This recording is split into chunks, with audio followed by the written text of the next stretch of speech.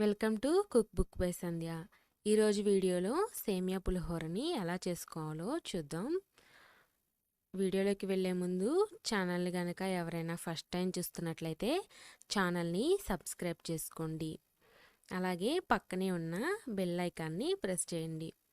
ఇలా చేయడం వల్ల నేను ఏ వీడియో అప్లోడ్ చేసినా మీ ఫోన్కి ముందుగా నోటిఫికేషన్ వస్తుంది.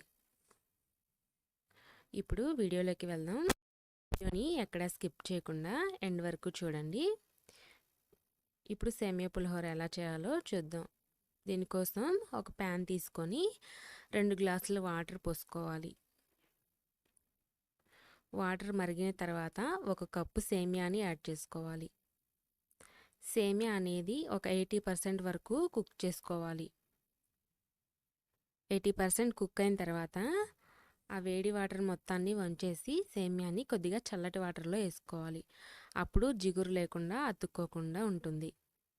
ఇప్పుడు అదే ప్యాన్లో 1 స్పూన్ ఆయిల్ యాడ్ చేసుకొని ఆయిల్ హీట్ అయిన తర్వాత కొద్దిగా వేరుశనగ గుళ్ళు, అలాగే ఆవాలు, పచ్చిపప్పు, జీలకర్ర, జీడిపప్పులు వేసుకొని లైట్ బ్రౌన్ కలర్ వచ్చేంత వరకు వేయించుకోవాలి. ఇప్పుడు ఇందులోని పచ్చిమిర్చి అలాగే ఎండుమిర్చిని యాడ్ చేసుకొని వేయించుకోవాలి. తర్వాత కొద్దిగా కరివేపాకును వేసుకోవాలి. 1 అర స్పూన్ పసుపుని యాడ్ చేసుకొని వాటర్ ఏమీ లేకుండా పెట్టుకున్న సేమియాని తీసుకొని ఇందులో యాడ్ చేసుకొని మొత్తం కలుపుకోవాలి. ఇలా మొత్తం కలుపుకున్న తర్వాత స్టవ్ ఆఫ్ చేసుకొని ఇందులో కొద్దిగా సాల్టు అలాగే నిమ్మరసము పిండుకొని మొత్తం కలుపుకోవాలి.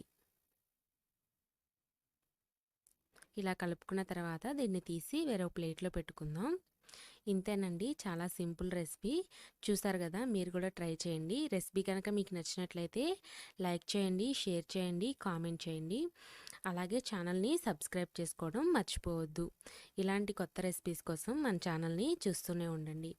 మరొక కొత్త వీడియోతో మీ ముందుంటాను. అంతవరకు బాయ్.